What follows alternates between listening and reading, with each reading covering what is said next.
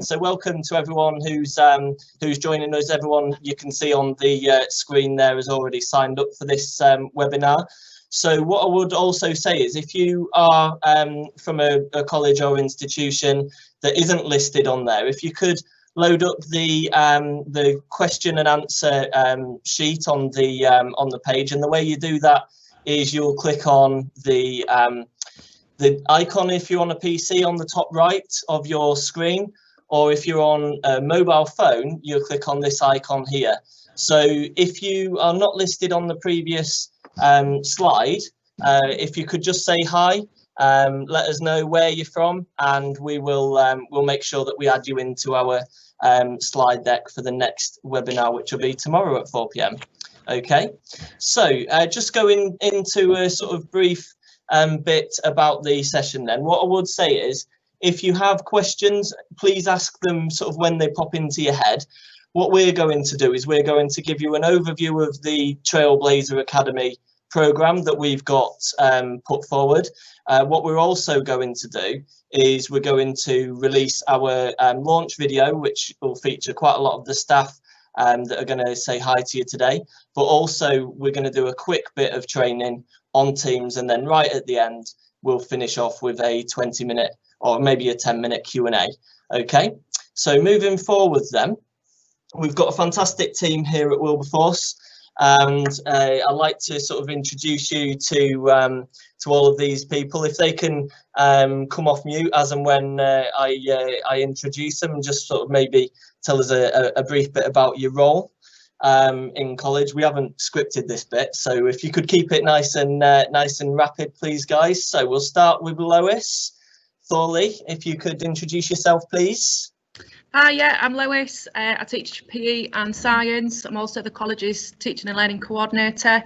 I'm going to be delivering a session, next week on assignments. I'm going to be running that in conjunction with my colleague Lynn, and we're going to be teaching you all about using the assignments features in Teams, how to set them up, what they are, what they can be used for, the benefits to the staff and the students, and what we can do in terms of feeding forward for next steps for those students as well. So that's next Tuesday. Cool, thank you. And we'll just do job roles in this bit, and then when we get to the slides, we'll go into a bit more detail with you all about what each element of the programme. So if I could go to Abby next, if you could just introduce yourself. What's your role in college?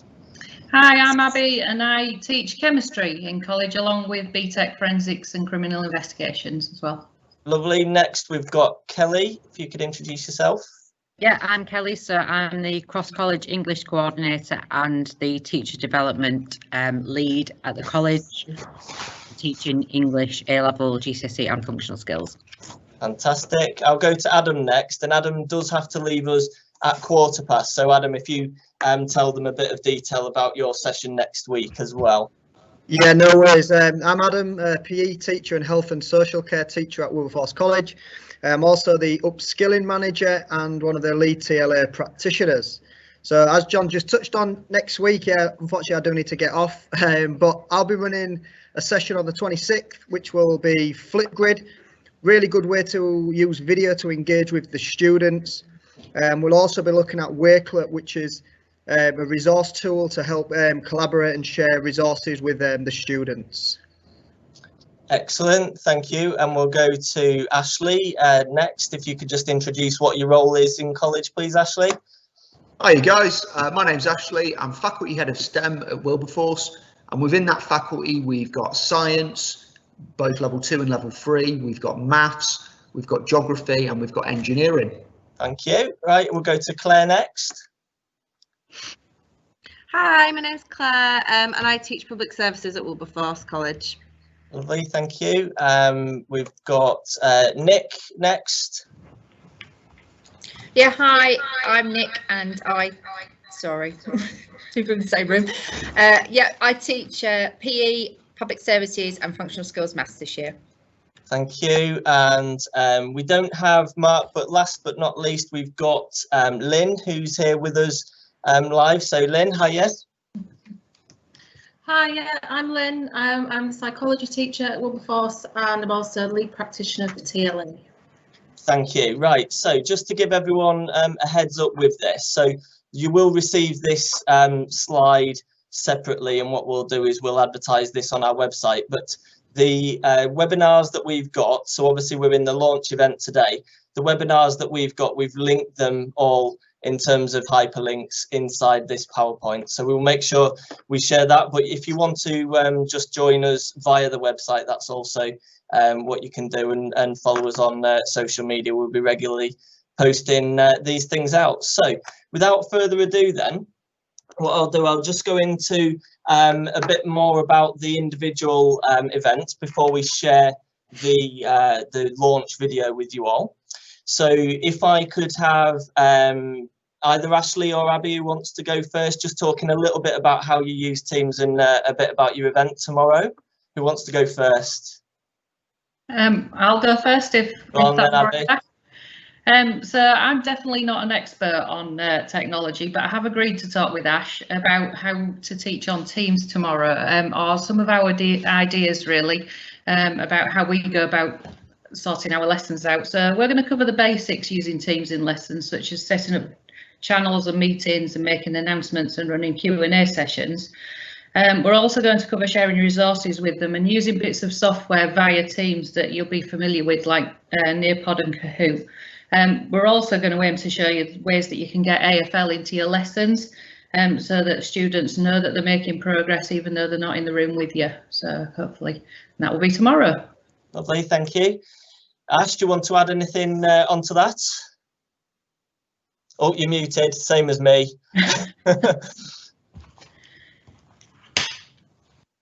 Do you want to mime over the top of him? We'll move on to the next one. If you want to unmute. Oh, sorry, there. I've been muted. No problem. Go on. What bits do you want to add to that first session? Apologies. Then? I was just saying, Abby's kind of covered the bulk of it really, but it was just going to be a very beginner's guide. How do you set up your classes? How do you change the name of different channels, send out announcements, upload files, maybe some little tips on running effective remote lessons. But again, I'm not an expert either. I'm just someone who's used it during a period of lockdown, and also when the college was up and running outside of lockdown as well. And it's helped me. It's helped my students. And in fact, I think they in some ways prefer online lessons to actually being on site in some ways. So hopefully we can have a few useful tips there. Lovely, thank you very much, Ashley. Right, so the next session that we've got, so that was Tuesday's session. The next one we've got on the 18th of November is with Kelly and Claire. So Kelly, if you could kick this one off, what are you going to cover on Wednesday? Yes, so I'll be covering the Teams element of our session on Wednesday, and it's just looking at how you can use it as a kind of communication tool, a staff development tool and a learning tool throughout the full thing. So mine will be a good development from Ash and Abby's, in that it just looks at it in a little bit more detail with some specific examples in there as well. Lovely, thank you, Kelly. Claire, did you want to add something to that? Yeah, I've got the OneNote section. So we're going to be looking at how to set up a OneNote and what you can use it for, how you can use it to assess, monitor student work and use it in a note function. Lovely, thank you very much. Right, so that's Wednesday's session. Then on Thursday, we're going to be moving on to using Teams and Sway, which is a sort of really cool production, a way to make a presentation a bit more interesting. So Nick, if you want to just add a bit more about what you're doing for the final session this week on Thursday. Yep, we're going to have an introduction to the use of Sway and how to make your presentations more visual. We're going to look at turning PowerPoints that you've already got saved into a Sway and Word document, and also how to transform an online Word document into a Sway. Lovely, thank you. And the next session that we've got, so this is the following week. We've got Lynn, if you want to talk a little bit about your assignments, and then if I go to Lois after that. Yeah, we're just going to go through, as it says, a beginner's guide to using the assignments function on Teams.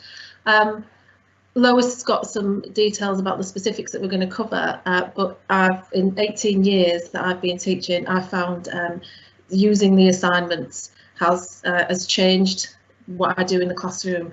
There's tons of stuff that you can do to improve marking, feedback, efficiency, and we're going to cover as much of that as we can. Lovely, and then we'll go to Lois, and you see on the screen there, Lois actually spagged my work originally, but I couldn't change it because it was an image. So thank you for the thanks for the input on that one, Lois. Yeah, I kind of jumped the gun and went through this as I was introducing myself earlier. But yeah, we're covering assignments, talking about what assignments are. So it sounds quite self-explanatory, but actually Lynn and I use them in completely different ways with our different classes. So looking at what we can do in terms of setting them up, the benefits to staff and to students of having everything all neatly together in one place, and looking at how we can use that as a really effective tool for feeding forward for next steps for our students.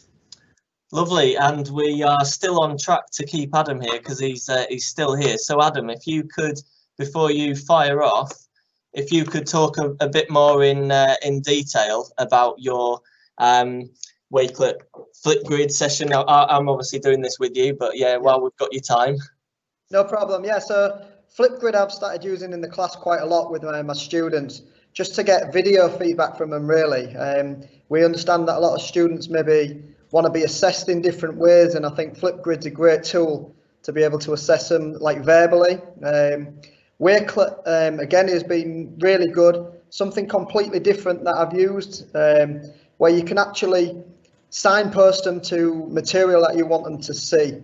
I've certainly used it within the sport quite a lot in terms of making sure they're getting the correct rules and regulations, researching the right sites. So yeah, it's been really useful, and it's another way you can collaborate as well with other teachers to put loads of different resources together, which I know we use for the TLA team.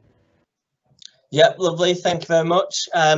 So yeah, just from my perspective, I mean, Adam has shared quite a lot internally with Wakelet and Flipgrid for staff here at Wilberforce Sixth Form College, and the Wakelet that we do share and collaborate on has been really useful in the sense that it's a one-stop shop to put lots of resources for. So I definitely see from a staff development perspective how Wakelet can be used. But for that session, obviously, Adam, you've done a lot with your students, so so thanks for sticking around. And yeah, where is it you're going? Is it off to your training, football training or something like that? He's gone. Oh no, he's muted, but I think he is going to football training. Right, so the next session that we've got is actually a slight bit different. What we're going to be doing is we're going to be doing a teach meet. So we've always done a teach meet. I'll let Lois talk to you a little bit about the background here at college. But well, Lois actually thought of the idea of actually before Christmas, if we all got together and had an opportunity for everyone who's participating in these webinars to actually then maybe contribute just to a quick, it doesn't have to be a presentation, but what we're thinking about is running it more as like an informal meeting. So you could say, right, I want to, I've tried this from this webinar. I'd like to have a go at showing people how we use OneNote, for example, and how we've developed it. So to do that, we will be sharing a form into the conversations pane. To access this teach meet, you do have to say, yes, I want to access the teach meet, and then provide us with your email address. And then what we will do is we will invite you into our tenancy as a guest. And then what we'll do is we'll have a bit more interaction, because obviously this is run as a live event, which it does limit your ability to interact a little bit. But what I will say is if you do have any questions, keep them coming in, click on the question in the speech bubble and then post any questions, and the team will respond to those as and when you're doing them. And even if you're watching on catch up, you can ask a question and it'll come through eventually. Okay. Lois, do you want to add a bit about the teach meet that we've got on the 8th of December? Yeah, gladly. Okay. So yeah, over the last few years, we have hosted kind of an annual Teach Meet. What we've done is to try and provide something that works on a theme that either the college or our kind of local colleges have all been focusing on.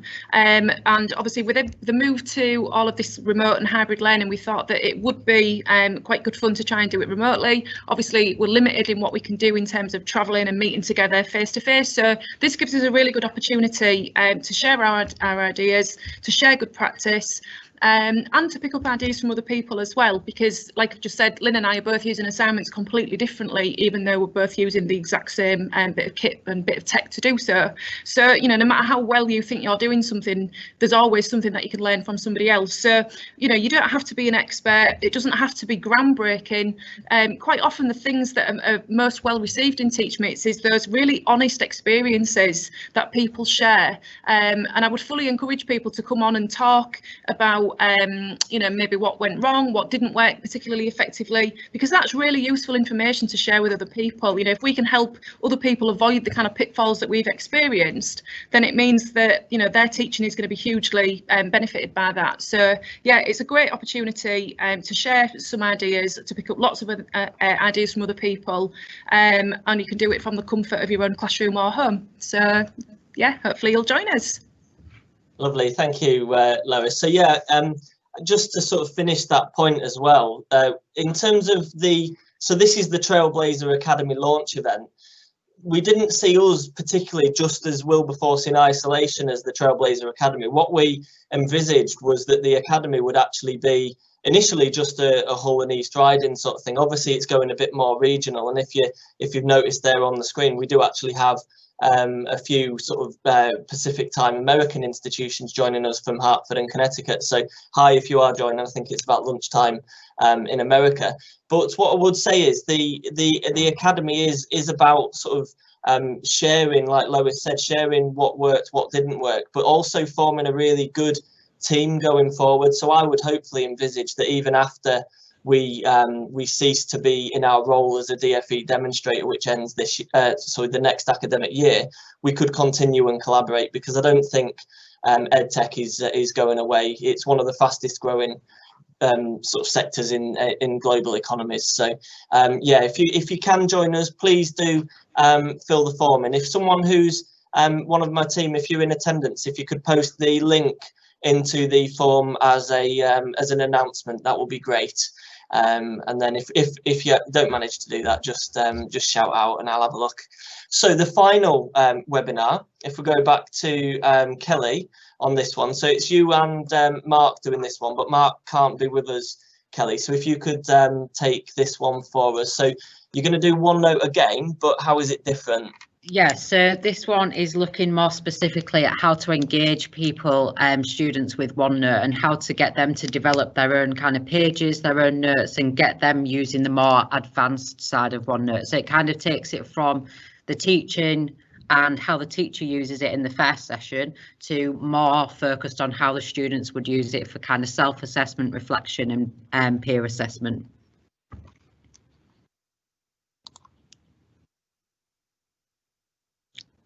Jonathan, you're muted still. Cheers for that, everyone. I knew it had happened to me every single time I go into video.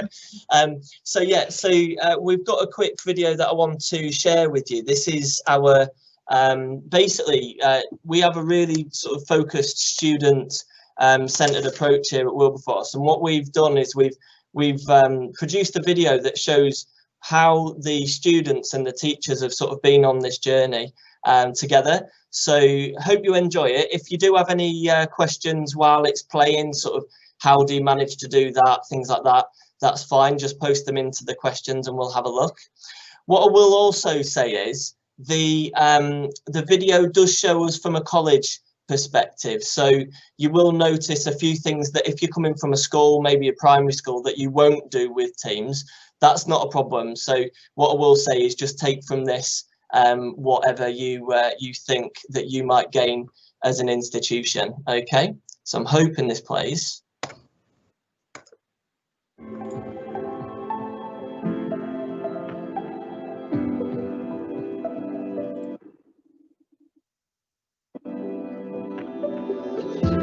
It's more of a way of sharing ideas and sharing resources in a really kind of nice package. It's a communication tool, really. It's really interactive. Like, I didn't think I'd be able to use it, but I can. It's quite easy. It's actually enabled us to be really reactive in terms of student needs. Yeah, you can get everything. You can even get the PowerPoints that we're doing during the lesson. For example, just a couple of days ago, I texted my teacher, Baron, to ask a question about a certain topic, and he replied immediately.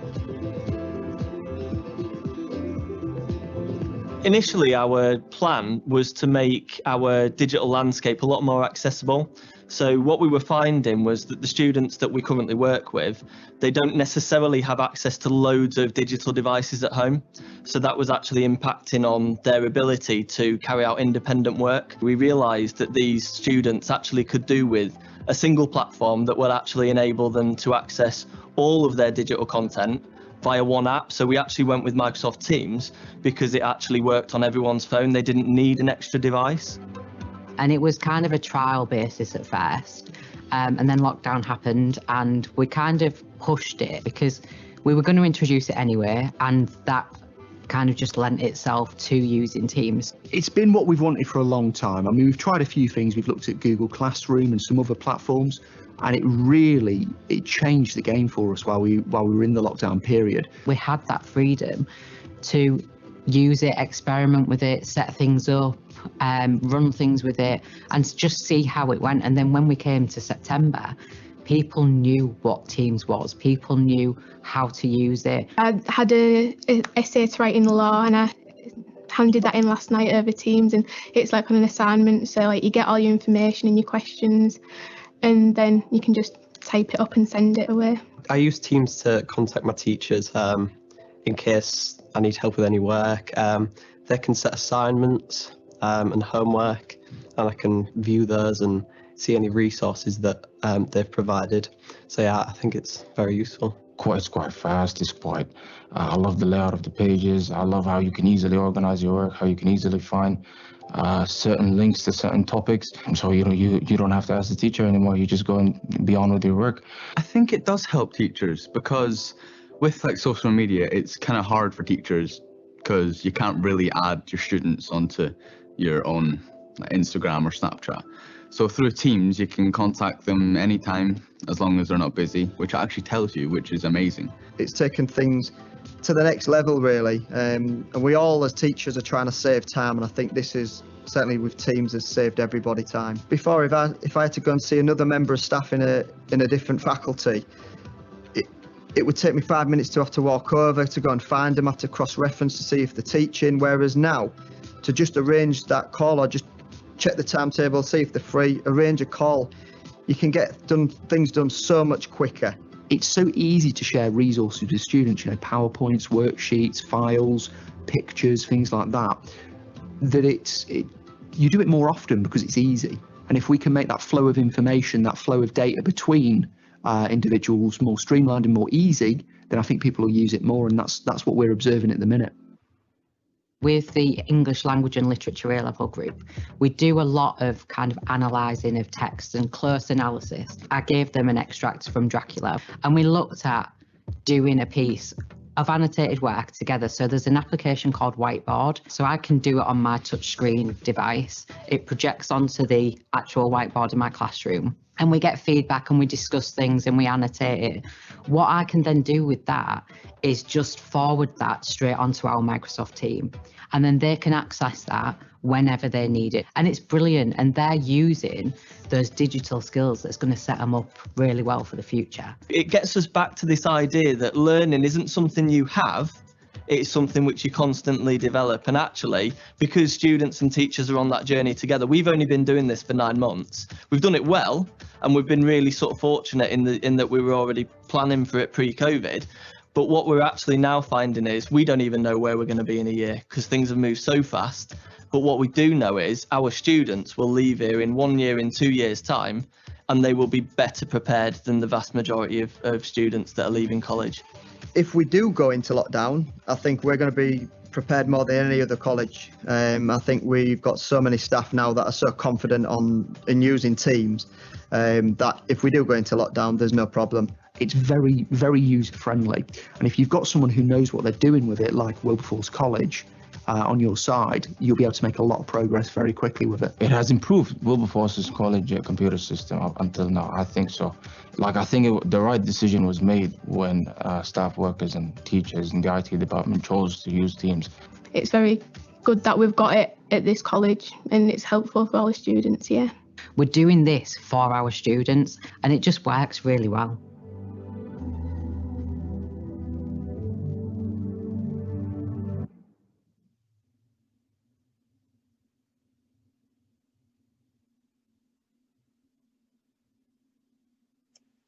On mute. Right, so hopefully you enjoyed that. Okay, we enjoyed making it. Everyone feels a bit like a rock star when they're in a proper film.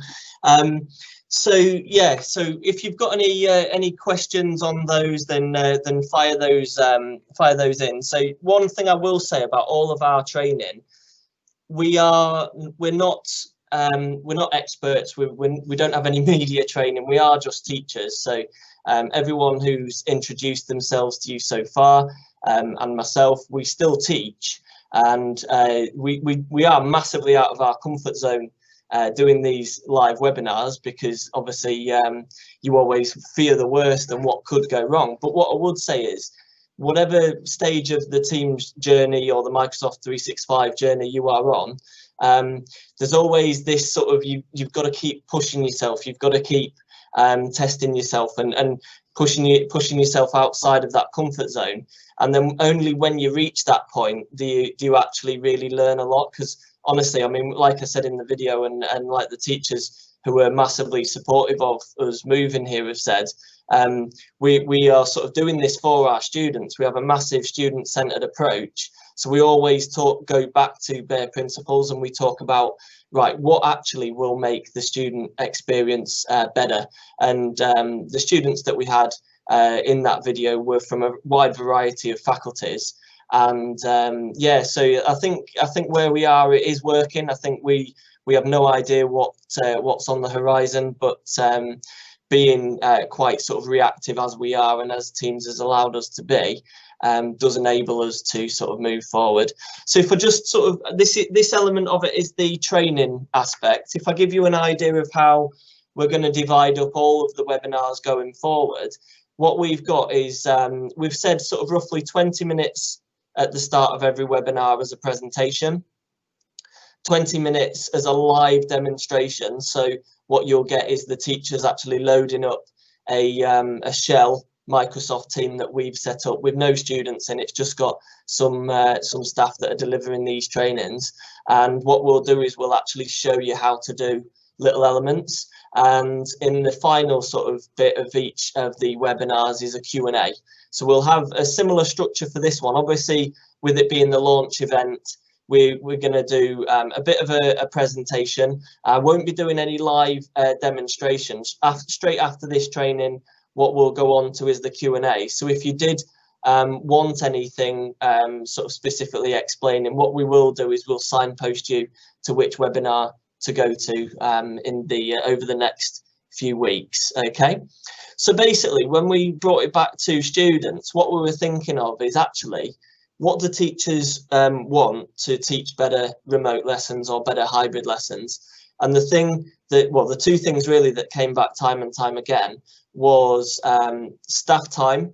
So obviously when you're planning hybrid lessons, it's completely new to quite a lot of people. So it does sometimes take a little bit more time, especially if you are recording sessions and things like that.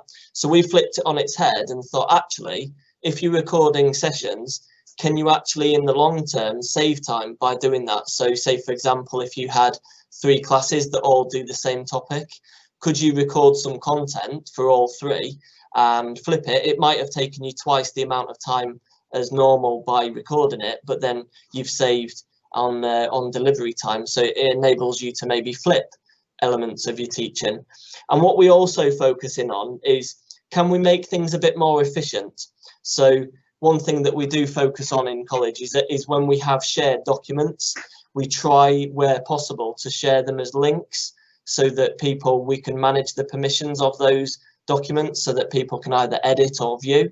And when you share documents as links rather than files, what you find is you save a lot of time because multiple members of staff can edit a document all synchronously. So rather than one person sending an email with a file and saying, what do you think? And things like that, what we're finding is we're actually saving quite a lot of time by actually moving into Microsoft 365. So there's 4 elements that I want to focus in on that we think we've done pretty well. What I would say is for the people that are joining me on the call, if you want to just sort of share your video so that if you are still in on the call, I can see you, and just raise your hand if you want to chip in on any one of these elements. What I'm thinking is maybe bits that you've done in your faculties or with your students that you might want to add.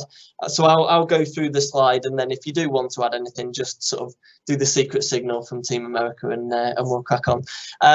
So first of all, then what we've done is focused how we share files. So Office 365 and Teams allows you to share files in a different way than what you would have normally done either through Moodle, email, or other VLEs.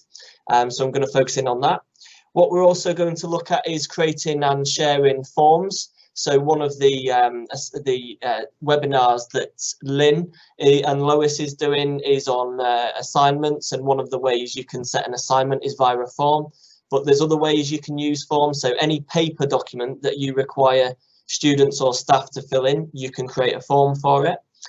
Then there's collaborating on a document. So that sort of moves the sharing files a little bit further ahead into how you can actually modify Teams homepages and tabs and things like that for documents that you constantly need to update.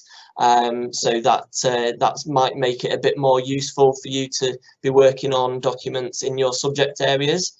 And then finally, and I think in a way this is the most sort of useful from a student staff perspective, is how do you go about personalizing a team. So quite a lot of the people that we have joining us either as a DfE demonstrator or joining these webinars will be possibly in the stage where you've got a lot of teams set up, but it's what do you do with that? How do you take the shell and make it into a bit more of a collaborative sort of document so the students feel part of it?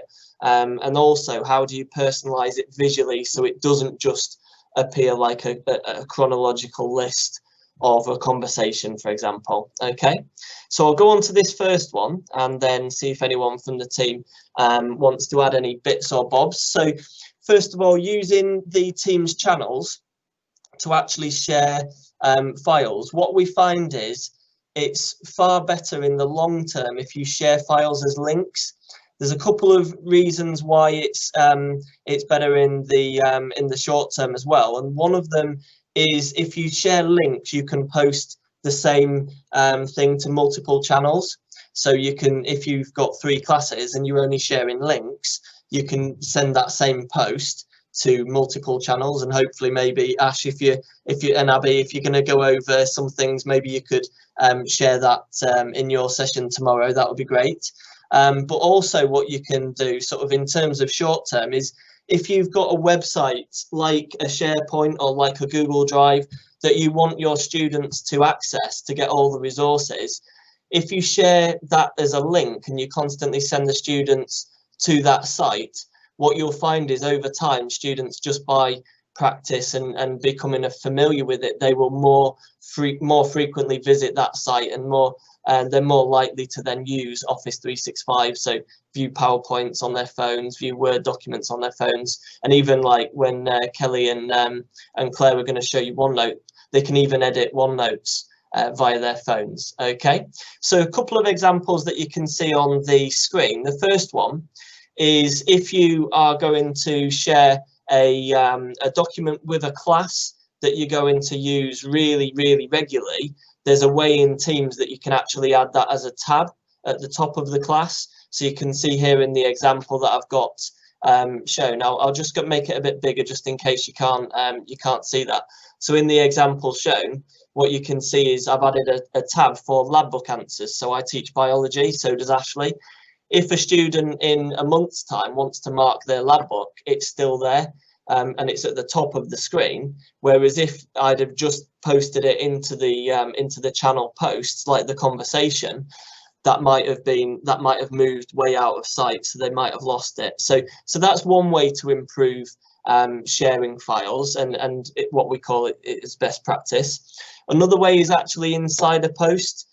So you can see here that what we've actually done is we've inserted a hyperlink into the text. So it's the same thing, but rather than adding it as a file at the bottom, what we've done there is we've linked it to a SharePoint document, and we share all our work with students via SharePoint, because that means that we can manage permissions, such like we don't want students to be editing mark schemes and things like that. So we manage the permissions in SharePoint.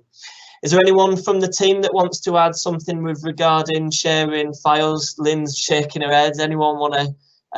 Kelly, you've got something, so let me just flick the screen view so I can just share your video. So yeah, Kelly, if you want to add something. Yes, for this one, just in terms of it's more teaching teams. So we've got a range of teachers teaching on functional skills and GCSE. So this is just a really good way of me sharing kind of schemes of work and everything like that, so that they know what they need to be doing and can access the lessons quite quickly as well. Lovely, yeah. So that makes sense if you've got multiple teachers across an area. Thanks for that. Right, so we'll move. Oh, Abby's got something. So Abby, if you want to add some best practice as well, let me bring you up on the screen. Thank you. I was just going to say that tomorrow, when we're talking about teaching with teams, we will go through a few ways to add resources and files into the chat and into the files post and into student resources. So if that was a bit quick for anybody that's listening out there, listening again tomorrow at 4 o'clock. Lovely, thank you. Yeah, quite a lot of this one will be pretty rapid, because we've overlaid the program. So like I said, if there is anything that you want picking up on, then post it either into the Q&A or catch up in one of the later webinars. The other thing that Teams has enabled us to do is use less paper now. I've put a couple of examples up here on the screen that we've shared into our student team. Now, I've given these as an example because these were two forms that we had as paper copies pre-COVID and pre us using Teams that we never ever really had any students fill in, and it was a real bugbear for us. So the top one is when the student gets a new mobile phone and they need to update their records. Obviously, that's really important for us as a college, with them being more independent. If they don't update their phone number and we need to contact them, then it causes quite a lot of issues. The other one was parking. So parking at college obviously gets worse as the year goes on, as more of them pass the test. So the parking permit request, students just didn't fill that slip in that was handed to them at reception.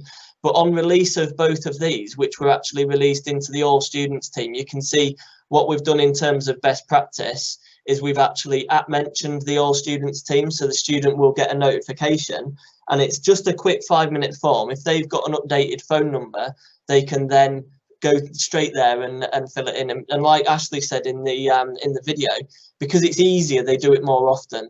So we're finding, I mean, just within a day of us releasing the student record amendment, we had more students fill that in than we probably had in the last 5 years of the paper version. So there's a lot of time to be saved there. Has anyone got any examples of using forms in a class? I know a few of you are doing the example there. Oh, I'm going to send you full screen face live. There you go, Lynn. Don't know what I've done there. There you go. Too much. Yeah, I use forms a lot in the class. From exam questions where they can either type their answers in, or they can upload a screenshot of their work into there, and it's really good for live marking in the class. I have hardly taken in any paperwork handed in this year at all. Yeah, and I know that's really useful in the sense that obviously we've got COVID policies. I'm sure everyone on this call has. So there is a turnaround in terms of sort of paperwork. So we've tried to minimise that as much as possible, just to, I mean, I think it's like Lynn said there, you don't need to do it. Obviously there is a role for paper in college, and we should still be preparing students for exams and things like that, which hopefully they will be doing as physical papers. But if you don't need to do it, and if there's tools that you can use like forms, then we definitely encourage you to do so. Okay, the next one we're going to look into is basically these working practices. So with regards working practices, this is where, and I think mainly this is staff collaboration.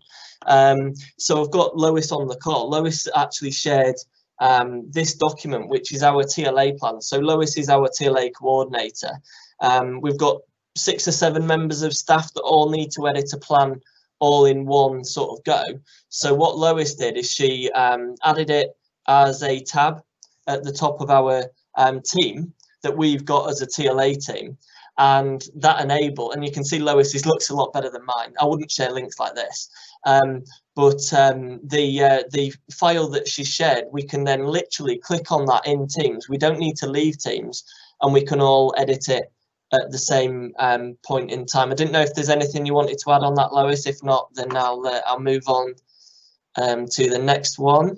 Yeah, it obviously just, if you think back to days when we used to kind of share a document and everybody would save it and work on it and then send it back, and then one person would have to collate all of that information together, being able to collaborate on one kind of live working document, certainly for things like development plans that are updated quite frequently, it just makes the whole thing much more streamlined. It just makes it much easier to manage.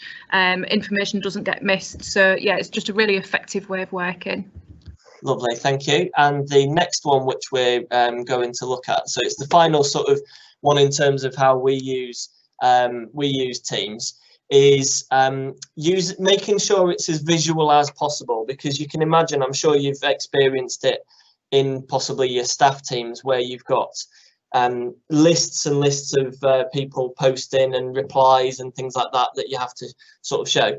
What we've found with class teams is it's actually really important to still try and retain the idea that lessons are individual compartments. So the way that you can do that is by using the announcements feature. So you can see the 2 posts on the screen that we've actually got a different sort of screen there, if you like, as a headline, and that's a post about lab books. So we've got an image about lab books, and then homework, fire breathing dragon, that sort of thing. So what we've sort of agreed, and you can do this within your subject teams, or if you've got wider faculty teams, we've agreed in terms of our subject teams what we use. So myself and Ashley, we share this class that's there on the screen, and what we've agreed is if it's homework, it's going to be that icon there, and if it's about lab books, we're going to be using this one, and then the students get that visual clue in terms of what the actual content is that they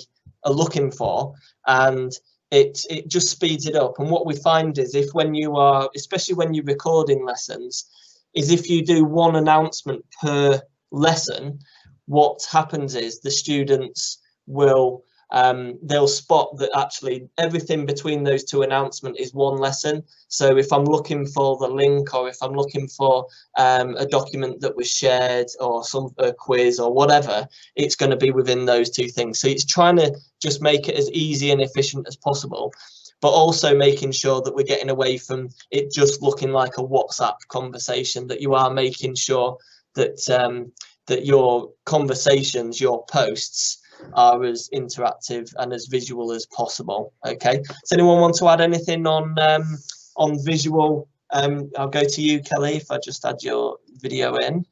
If you just unmute yourself. Cool, there you go. So again, just going back to the faculty, our faculty is quite a big one, quite a diverse one. So within the actual kind of list of channels, Kathy's kind of sorted it so it's very clear which ones are for which people. So that just in terms of quite a quick visual of if something's bold, you know that if you're part of that team, you probably need to read that. So just a quick thing for staff as well, just in terms of saving time. Excellent. Yeah, and you can see in between those two things that I've posted on the screen, this middle post, if there is something that, say for example, another member of SLT or someone with a curriculum responsibility has posted something to the all students team, and it's something maybe with a quick turnaround. Here we've got an example of a student voice with the principal. It's useful as well to share those directly into your class teams as well, so it increases the exposure. What you can then do is you can, as you can see on the image there, you can mention the class and just sort of say, can you make sure that you've filled this in? Because what we find here at Wilberforce is students respond a lot quicker and a lot more in depth to when a teacher asks them a request, because they already have this connection with them. If it's someone who maybe is posting that they don't know in an all students channel, that sort of thing, the interaction, the engagement is less so. So the way to boost that back up is to then get the teachers to back that person up and post the sort of file into their channel as well. So it's just a quick tip. The final thing I'll say on there is you can see at the top, this is the general channel. So what I've done with this class team is I've shared some links to things that we always use. So Kelly, who's on the call, you've seen, she's sort of uses Nearpod and our GCSE and functional skills English pretty much exclusively, especially the functional skills, exclusively use Nearpod, which is an interactive web-based platform where you can gauge responses and you can sort of maximize participation, especially in a hybrid lesson. But you can personalize your team whatever you want, especially a class team or a faculty team, as has been mentioned, with these links. And all you do is you click on the plus and you can add a Word document, a website, a SharePoint folder, anything like that. Okay. Is there anything anyone else wants to add on those personalising teams? Anything you might have done in chemistry, Abby, or Nick, Ash? If not, I'll move on to the next. Oh, Lois has got something. We're literally waving to each other through the screen. So Lois, over to you. Yeah, it's only a really basic one, but I think it makes the different channels look quite nice. So obviously on the one that you've got currently, you've got your general channel, and then you've got one that I think says biological molecules. Is Titchy, and you've got a little emoji next to that, and that's a really nice way of making the channels stand out, particularly if you have a lot of different channels. So I'm teaching quite a lot of units to one same class at a BTEC course. I've obviously got the channel name as in the unit name, but then I put a little emoji next to it as well. And certainly for students that might not have particularly great English skills for whatever reason, it's a nice little prompt for them to know which channel I'm talking about, because they can kind of relate and they can pick out the emoji much quicker than they might actually be able to read the channel details. So that's just another little tip. Yeah. Those in, you press the Windows key and a full stop, and then that will allow you to bring up the list of emojis when you're editing the channel title. So that's just another nice way of personalising it. So was that Windows and full stop? The Windows key and full stop when you're actually editing the channel name. Yeah. Lovely. And the way I did mine from a phone, because I didn't know how to do Windows and full stop. But if you do have Teams on your phone, the emojis do look slightly different. I think a PC does its best to try and do it, but that is actually a jigsaw, two jigsaw pieces stuck together on there. But yeah, and also one thing to do with that, if you do put the emoji in, I tend to number my channels because I want them to appear in order. If you had the emoji just there, they will be all randomized. So that's maybe a tip to put a number next to, or if you want to alphabetize them, that's fine. Right, I'll take you off the screen, Lois, so you don't get too self-conscious. There we go. So has anyone else got anything to add on those ones? I think we'll move on to the next bit, which is basically just a sort of a pointer. Oh, I didn't send you live. You are still on the screen, Lois. There we go. I'll take it full screen. So what we use a lot in college is the Microsoft Educator Center. So if someone in your school or college or educational. I know we've got people from Hull College on the call. We've also got Hull Training, so we've got lots of different providers. But if you want a one-stop shop as to where to send staff to get extra skills, I would definitely say the Microsoft Educator Centre is where you need to be. We use single sign-on at Wilberforce, so when we navigate to the website, which is just education.microsoft.com, and then you just click on either learning paths or courses, and you choose what you want to do. I've picked out a few on there. So we've recently done, Lois and Adam recently did staff training on PowerPoint, recording PowerPoints and things. There is a Microsoft Educator Centre session you can see there at the top about flipped instruction using PowerPoint Recorder. The next one we've touched on obviously in this training is how to collaborate with teams. Okay, and then the final one there, using Microsoft Forms to create authentic assessments. Okay, now we'll endeavour in the website to share this PowerPoint as a PowerPoint show. So when you re-navigate back to our website, as well as the watch this training on catch up, what we'll also have alongside there is a link to this PowerPoint as a show, so you can share that with your sort of staff in your institution, or you'll just be able to use it yourselves and access these links. Okay, so the final bit really is to go to any questions. Okay, and then if anyone from the from my end, if you can see any questions.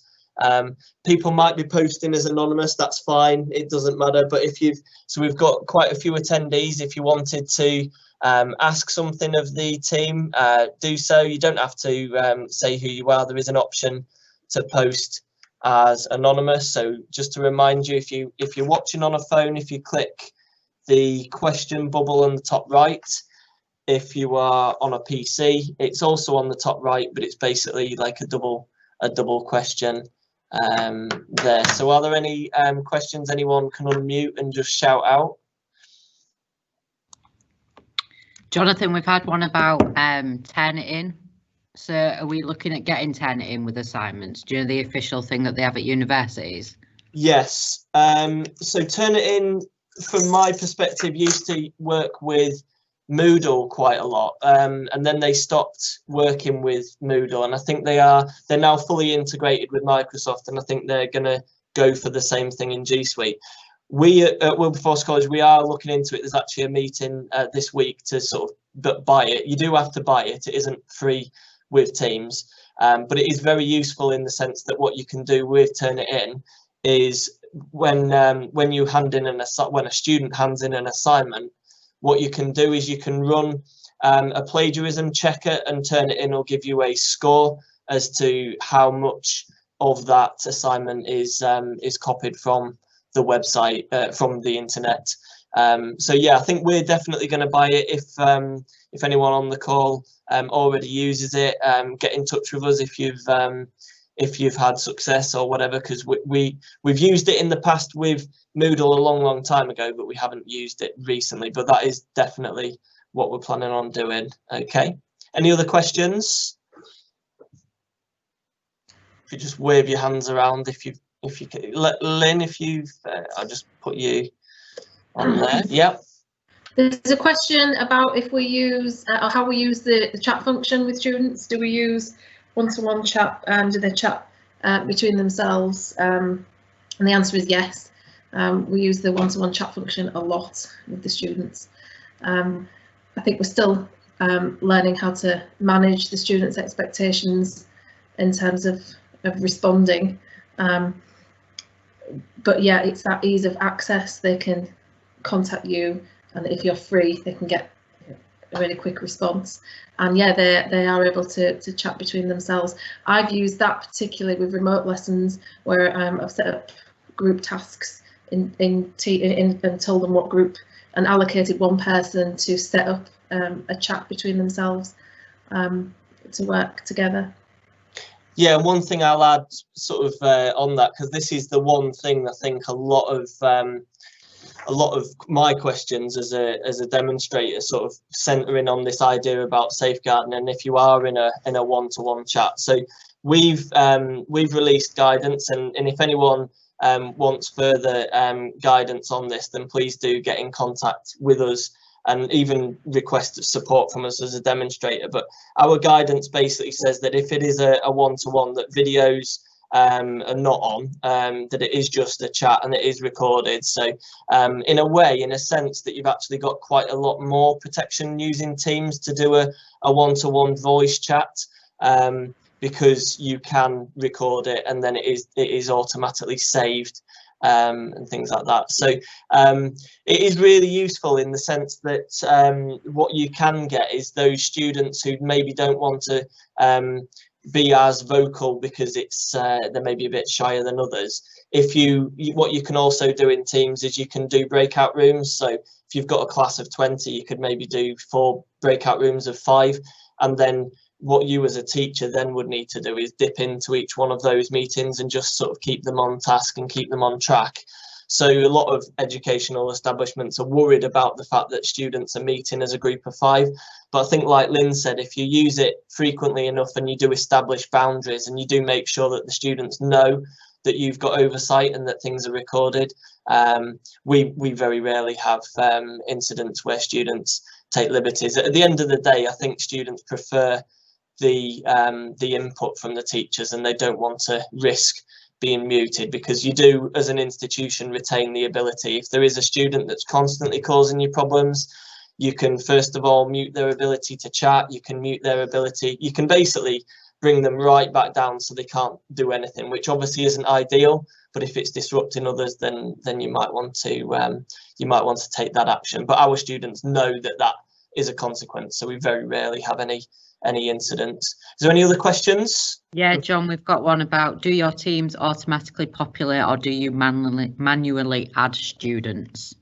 Do you want to take that one then, Kelly? Yeah, so I've just responded saying they're automatically populated through MIS, and we've used Cloudbox, so they kind of are populated automatically out of once they enroll onto a course, and if they leave the course, they'll be removed from the team as well. Yeah, so that integrates. A lot of schools will use Sims. You can, if you use Sims in your school, you can use a company called Ruler, just like the measurement tool. So you can use Ruler that will also do what Cloud Design Box do for us. So that links Sims directly with your teams. So if the student comes off roll, they'll be removed from the team. But it also manages the permissions and things like that. Okay. Can I just check with the team? Has someone posted the link to the form in the as an announcement? Has anyone managed to do that yet? If you could just shout out. Has no one done that? Right, I'll make sure that we've got that shared for you. So please do sort of complete the form, and even if you're on catch up, you can complete the form that we post. Are there any other questions that we've got? Probably got time for one more, if any. Is there any? No? Cool. Right, so I'll take that off screen. But thank you for everyone who has attended this webinar. If you could share the same link that you've joined on just via an internet browser, via email, whatever, to your schools, they can watch it on catch up. What I'll probably do is I'll edit the bits out that were muted and things like that. But yeah, thank you for coming, and hopefully we'll see you all back here tomorrow for Ashley and Abby's session on teaching with Teams at 4 p.m. Okay, thank you very much, everyone. Bye.